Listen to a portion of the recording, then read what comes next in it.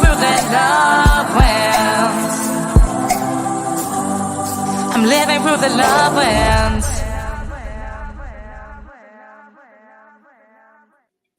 Good afternoon, good evening, good morning, wherever you are in the world. Welcome back to another episode of the Reconnect with Your Teenager podcast with yours truly, Emma G. If you are new to this platform, welcome. It's great to have you here. Let me tell you a little bit about what this whole shenanigan is. So I'm a youth empowerment through songwriting coach, as well as a musician, singer, and songwriter. And just before the pandemic, I decided to expand my vision of saving the world one song at a time to not just be about my music, which you just heard a little bit about, but also helping young people to step into their power, the authenticity, and the uniqueness of their voices through the art of songwriting. It's a relatively unique approach to youth development and youth empowerment work, but I am not alone. No, my friends. I am not alone in breaking through the barriers a little bit and coloring outside the lines when it comes to helping other young people overcome their stress, anxiety, and overwhelm in maybe some unconventional ways. Today, I have a special guest all the way from Colorado. She is an integrative change coach. She has such a huge emphasis on neuro work and making sure that our neuro pathways are firing correctly so that we can actually make those changes with our parents, their caregivers, and of course, the teenagers. How are you, Celestyna? Hi, thank you so much for having me. Of course. It's so good to meet you finally in person. I want to thank you again for coming on and taking the time out of your busy schedule, because you're a hugely busy person doing a really unique work. Your approach, I think, to youth empowerment and youth development is not what people, I think, typically think of when they think of helping teenagers. So tell me, what is it that got you involved in your specific area of focus?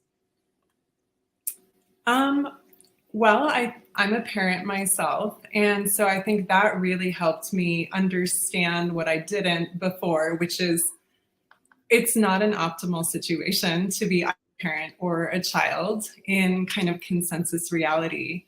Mm-hmm. And I really wanted to make it more comfortable however I could for parents and their kids. I love that. Because one of the things you talk about when we first had a conversation yesterday is that you help women and people who are socialized femme and femme presenting to step into a more self-centered and less other-centered existence. I love that so much.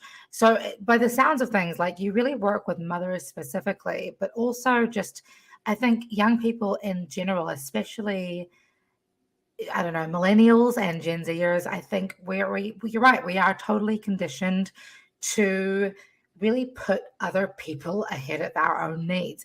Can you tell me a little bit more about what that looks like and what kind of led you to that kind of work, especially considering how, I think a lot of people have this idea that if you're not serving others, then you're a selfish human being.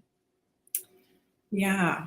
Well, it's a little bit this idea of how in the career space, women have sort of, they have their cake, they're able to eat it too, they're able to work. And I think where that breaks down is in the privacy of the home a lot of the time, is where even though career-wise everything seems divided fairly and is fair, when it comes to the home life, there's still a lot of just unequal labor.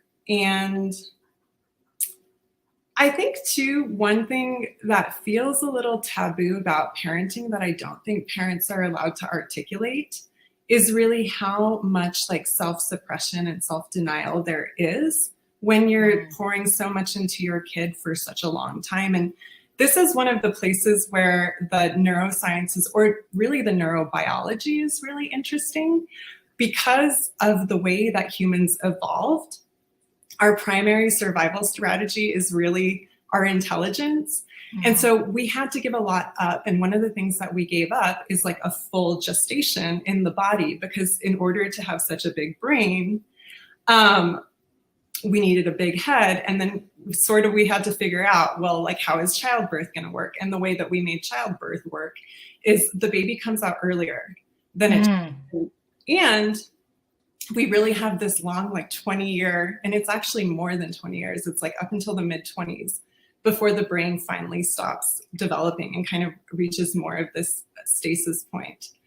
So there's a way in which, given that circumstance, parents are almost set up to fail, because you are needing to do so much for such a long time. Like, how are you going to get it perfectly?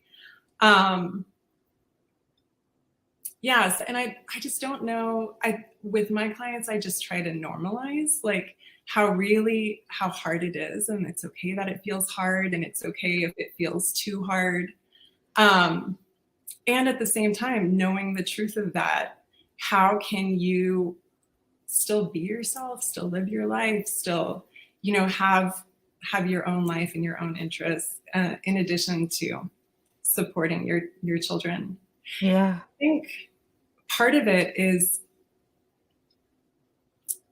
there's a way in which our kids need our parenting and really need our nurturing and, our involvement.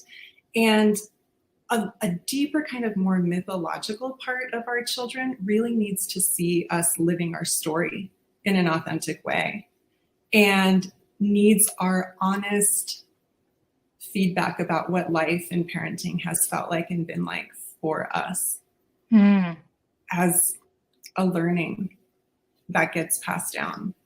And the more honestly it's transmitted, I think the better. I have so many questions for you. That's beautiful, beautiful work, because I think you're right. I remember being a young person and looking at my teachers thinking, oh, by the time I'm 25, I'm going to have everything all together,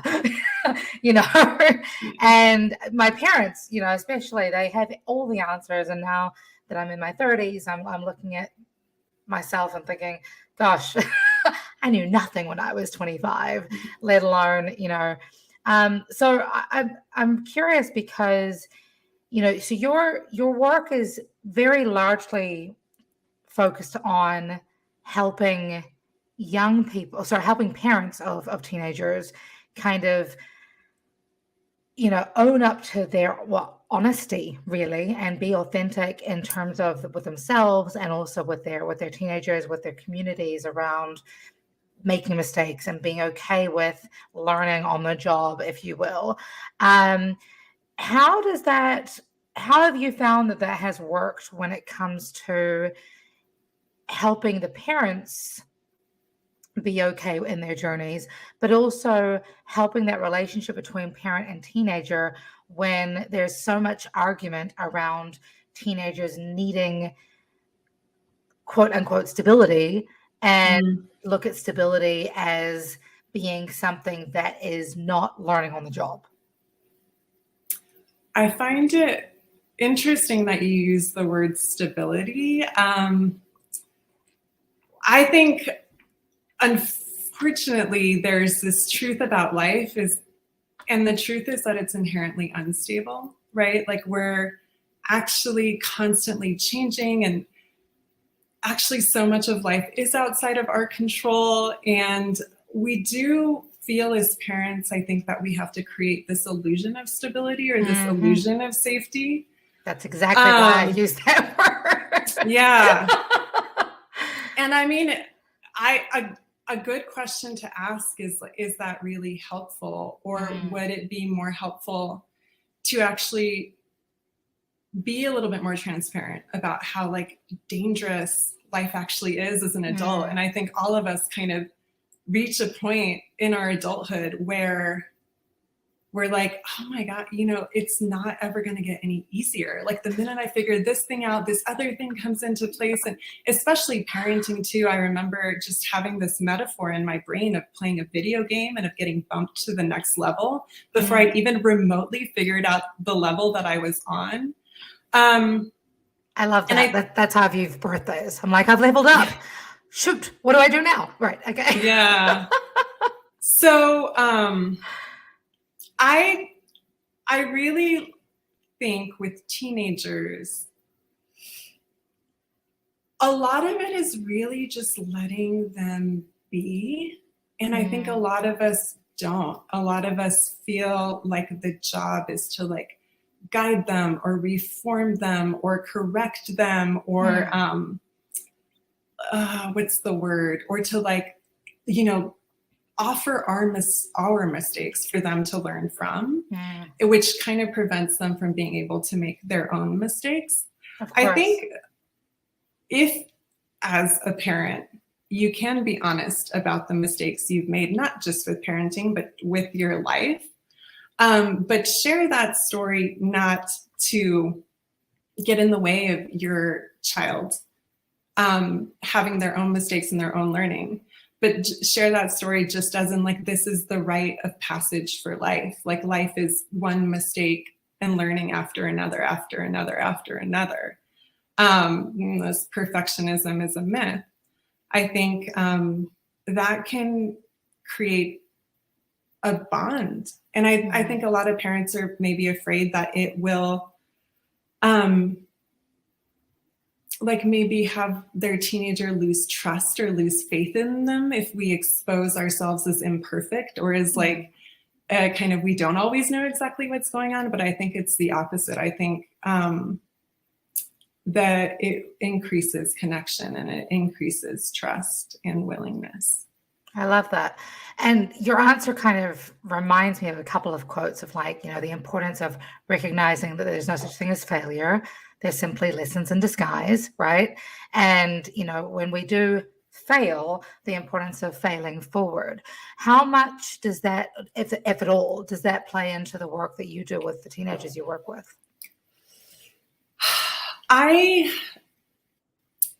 With the teenagers that I work with, let me see, how do I want to put this? I really like to start with this basis of unshaming, which is a lot of times with failure or perceived failure, there's shame or guilt or fear or like these kind of unconscious internal critical voices. I actually really like to just be with those and invite them to even get bigger, to like complete the thing that we're trying to shut down in ourselves. Yeah. So if someone feels ashamed or if someone is really like struggling with this idea that they've failed, to actually lean into what it feels like to have failed and not wallowing necessarily, but this is this idea of coherence of like, there's always this like inner wisdom. There's always this inner goodness. And sometimes we just don't recognize it because it doesn't match what the external world kind of puts up as like a guidepost or a metric. But I think this practice with teenagers is asking them to continue to turn inward and to trust, because that is really that fragile place where they are individuated enough from their parents that the instinct is to kind of like, oh, where do I differ from my parents? Or like, where am I different from my peers? At the same time as this like intense external pressure to like conform and belong. And so I think if I could really just name, I think my primary benefit that I bring to working with teenagers, it's the like encouragement that like, yes, trust yourself. Yes, that voice is right. Yes, whatever going on is right. You know, like, don't shut it down. Don't be afraid of it.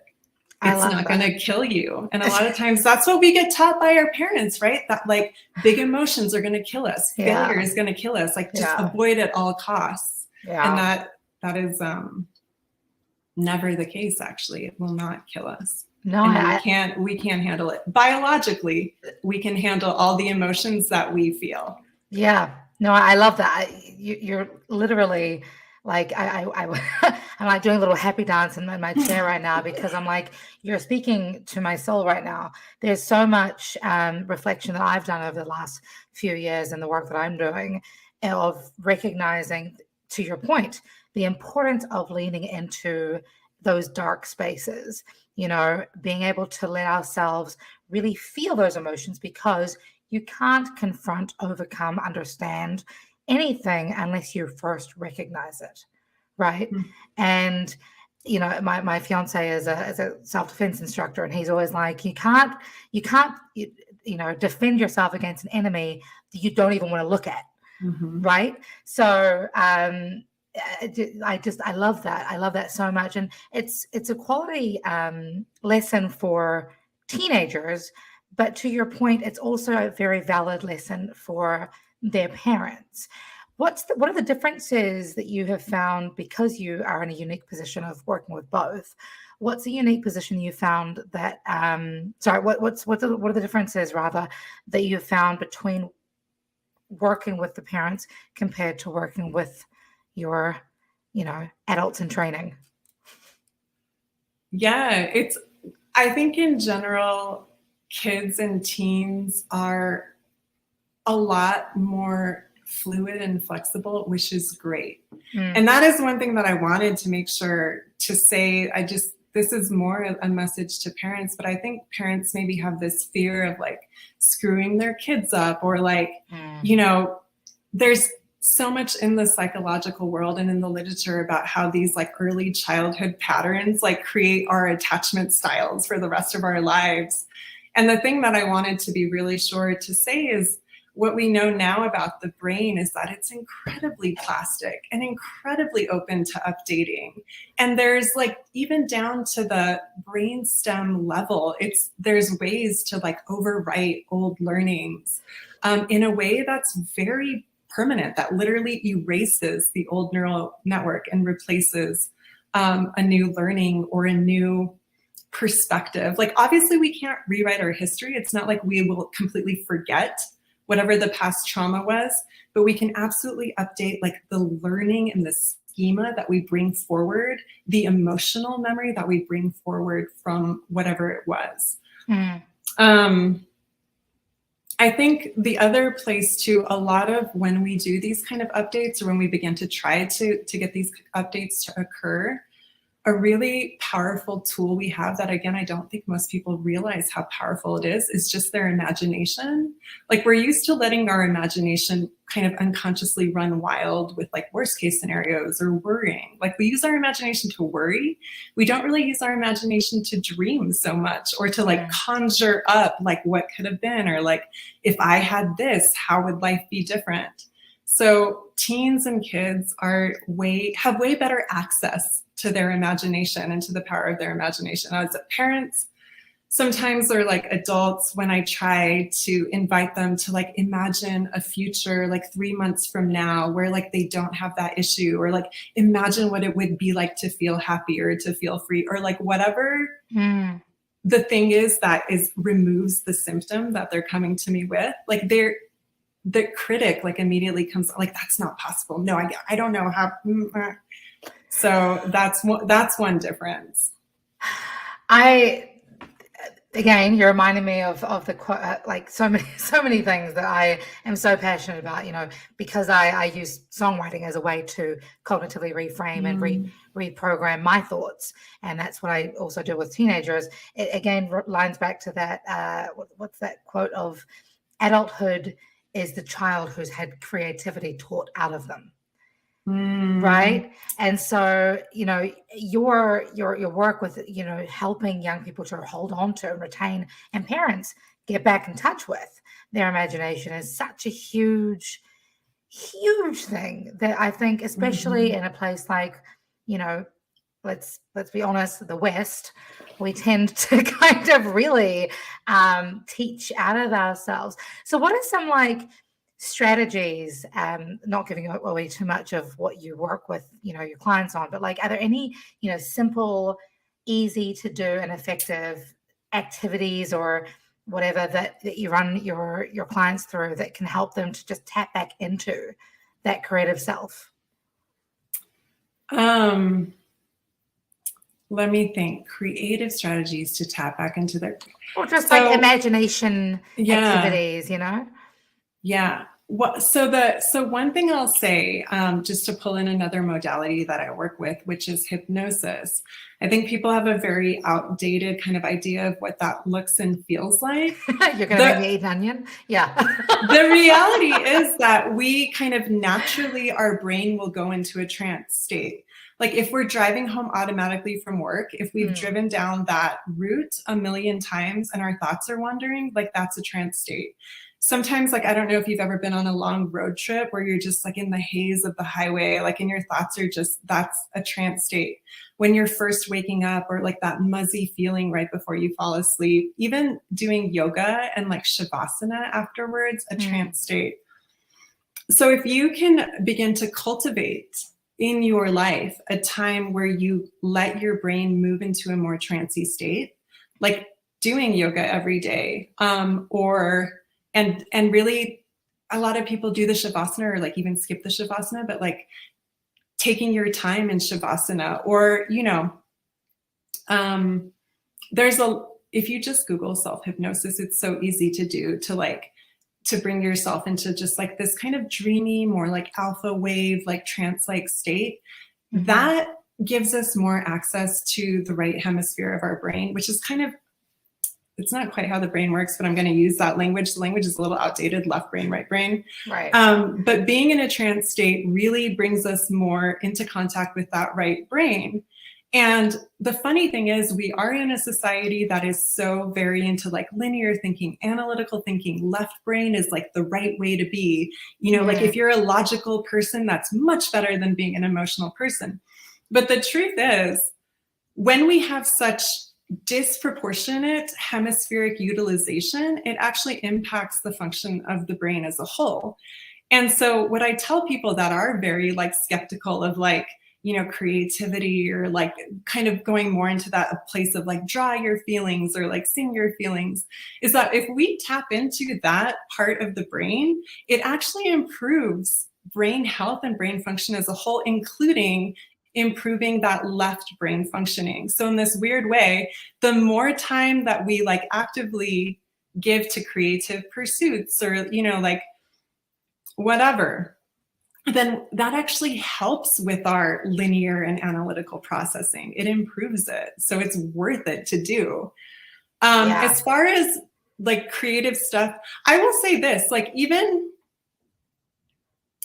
just playing like a little game or a puzzle, or even just like sketching or drawing, just the act of like doing something with your hands, like stitching or weaving, and it doesn't have to be mega, and it doesn't have to be good, and the results don't have to be anything, but that is also so healing for our nervous system. Studies show that like if you're feeling dysregulated, just taking a moment to do some coloring or to like do some Sudoku really helps the nervous system downregulate. And when the nervous system is downregulated, our brain works completely differently. It's able to kind of notice mismatches. It's able to kind of notice, like, it's able to be a lot more problem solving. If our nervous system is activated, we really move into this place of perceptual occlusion, where like we're completely operating from like making massive assumptions and like massive leaps, and like ironically, it's not actually a very rational way to be. The brain shuts down a lot of our kind of prefrontal systems in order just to get us to safety. So that's, I mean, that's another reason. I don't know if I'm telling you creative exercises to do necessarily, but like you guys, it doesn't take a lot, you know, just like Google like 10 ways to be creative, try them on. If you love it, do it. If you hate it, like pick something else. I think that's like, there's a lot of times people don't ever move because they don't know what the next step is. And a lot of times the next step is just try. You have to be comfortable with being in that place of kind of like unknowing or figuring out. And then you try something, it gives you a little bit more information. And then you have new information. It's like this like triangulation process, but it's uncomfortable for humans. No, I get it. I get it. But I will tell you all the, you know, neuroscientific reasons why it's so important to have some sort of creativity practice or some sort of right brain practice. Please do. that I can And do. the reason why I'm so fascinated about this is because, again, you're hitting all my feelings right now. Like I talk a lot about how music and songwriting stimulate multiple parts of the brain, and again, you simplify it down to the left and right side just to help people kind of interpret as much as they can. But because the music was one of the things, songwriting was one of the things that helped me redevelop brain function that I lost from brain surgery. And so, like, and that's on a more cognitive and academia level. But for you're not just talking about academics, you're not just talking about cognition, you're talking about everything from emotional intelligence through to socialization, through to self-esteem. I love everything you're saying right now. It's fantastic. Please carry on. Well, let's see. Yeah, so I think that it really helps with your nervous system downregulation. It really helps with like overall brain health and function. And again, I think it's this place of really getting back into contact with yourself. There's a way in which one of the other modalities that I sometimes pull in is astrology. And there's kind of this archetype in astrology that is around the self is like self-creation or self-performance. And I think that part of us really gets shut down a lot. Like it's so weird. We're in this culture of like hyper individuality, but we're also not allowed to celebrate our uniqueness. Like we have to go it alone, but we can't celebrate our specialness. It's weird. And just doesn't make sense. So there's a way in which if we're in contact with our creativity and again, have a creative practice or like even underneath the creativity, just an expressive practice. Like humans want to express their unique medicine. And if that gets shut down, it's so painful and it's shut down in so many of us. Just on like a soul level, that is profoundly grounding. And it helps us to know, no matter what our parents or our schools or our peers are doing, it's this like self-validation that we matter. We're here for a reason because we are bringing this uniqueness that is expressing in this way and evolving in this way. So I really think it's fun to think about your identity as a performance, as something that you are performing for the world, as like this beauty that keeps, or this expression that keeps kind of flowing out and feeding back in. Interesting. That's really fascinating. I'm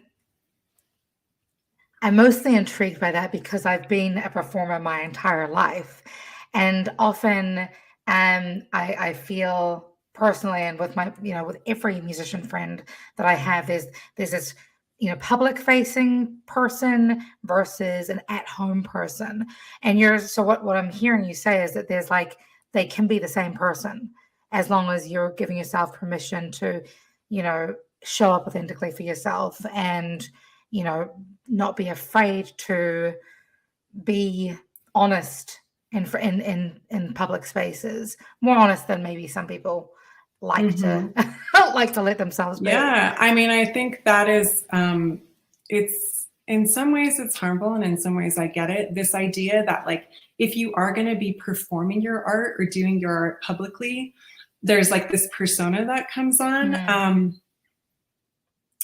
I think I want to say two things. The first thing is that it's okay if, and this is actually very human, and this is another thing that we kind of shut down in our kids and also in ourselves, this idea that we expect people to be really consistent and to like really kind of just be like one dimension. Like we get very confused if someone goes out and like is like this amazing performer on stage, but then is like shy at like a house party. We're like, that doesn't, what? Like but it's actually okay. It's okay if you have like an incredibly shy introverted side and an incredibly extroverted performative side in the same person. Like you can be fully an introvert and fully an extrovert in some ways. Or you can be, another kind of push-pull I see a lot is like, you want to feel like both safe and like risk taking at the same time. And you have both these sides to you, and you can be, someone that loves the comfort zone and also loves being outside the comfort zone. I think the way that I'm speaking about like performing the self or expressing the self is very, it can look like music and art and kind of public performance, or kind of these more traditional, like I'm a painter or like I'm a singer. It doesn't have to. It really is just about like your uniqueness as a person, and you discovering that uniqueness. I think we think it's a given that like, we're ourselves, like we have our own personality, and it's not actually, it really is like a struggle and a dance and a conversation with like the world and the people around us. And like, yeah, I don't know if that answered your question, but it's that's perfect. Yeah. The kind of the self-expression is something, that will actually feel very true and very authentic, and it will not feel like a mask or a persona, the way that I'm speaking about it. Perfect. And I just wanted to get that clarification in there, I guess, because I think, when people often think about performative or, fake it till you make it, or, be the person you want to be, that often manifests as people going, well, I'm just going to pretend that that inside shift, that cognitive shift, that internal struggle starts to kind of rear its head. And I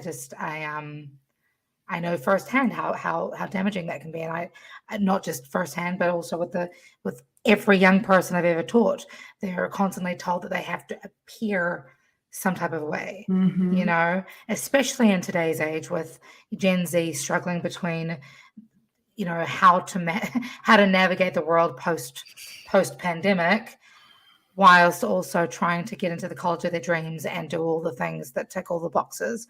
So yeah, that's powerful. Yep. Oh, I was just going to say that phrase, fake it till you make it. I first of all, I feel like making it is an illusion. Yep. So if you think that you're going to need to fake it until you make it, you're going to be faking it for your whole life. And that is such a not great feeling. So I would just completely, actually, I pulled up a quote that I was like, I feel like I might share this quote at some point during the interview, and I kind of want to share it now. This is one of my teachers. His name is Martin Prechtel. And the quote is, because the human is not built to be totally healthy, we are in a continual process of healing. So I think part of the work that I do with, again, both parents and teens is this like, fake it till you make it is this kind of dichotomy of like, you're going to make it, you're going to be perfect at some point. You're not. So the work I do is like about being okay with being messy. Yes. And just because you're messy, it doesn't mean that you can't be a healer, an authority, a successful person, someone people respect, someone people look up to. Messy is just how humans are, and we are uncomfortable with that, and we do try to fake it, and we do try to hide it. And it is a lot of energy gets taken up by like the mask or the faking. And that energy can actually be redirected towards this beautiful experience of yourself and of the world and of your gifts and of, whatever desires you have. So I wholesale don't love that saying, and I just wanted to say so. And say a little bit about why. No, I'm not a fan either. Do not get me wrong. Yeah. I think it can be very damaging. So thank you. This was a very affirming conversation. Yeah. Everyone's a mess. Oh my goodness. But if you're not learning, you're growing. Learning is growing. If you're not learning, you're dying rather. So it's one of the things that I honor you, and I honor your work, and I'm very grateful for your ability to just not just get very clinical and neuroscience-y, but also celebrate and honor the creative process and the messiness of the human construct. I think that's really powerful, beautiful work you're doing. So for everybody who is watching right now, who wants to know more about the gloriousness that is Celestyna, how can people work with you, find out more about what you do, and, either parents, teenagers, how can they get in touch? So all the information is on my website, Which is CelestynaWild.com. Yeah. Perfect. So I don't know if you have show notes because the name is spelled a little bit funky, but yeah, social media, website. I do one-on-one work with, couples, parents, teens, kids, and all the information is on my website if people are interested. And I also do have social media, like a lot of, just follow me on social media. The email list has a lot of free stuff, a lot of free workshops. So Awesome. Yeah. So again, anybody who's watching this and wants to know more about Celestyna and the work that she does, you can go to CelestynaWild.com. That is CelestynaWild.com. Or if you are more regimented in not understanding the Kiwi accent, that is Charlie Echo Lima Echo Sierra Tango Yankee November Alpha Whiskey India Lima Delta.com. That was impressive. Thank you. I had a previous life in the flight travel industry. So there we go, everybody. Thank you so much for your time. Thank you for tuning in for yet another episode of the Reconnect with a Teenager podcast. Thank you so much to the iRant Network for being such fantastic producers, co-producers of, bringing this show to the airwaves, to your eardrums, to your eyeballs. And of course, if you want to see more about what I do, emmagmusic.com or emmagmusic on all social media. Until next time, friends, be good, be kind, spread love like it's going out of fashion. And of course, this is your life, this is your world, this is your album. Don't let the world write your song. You have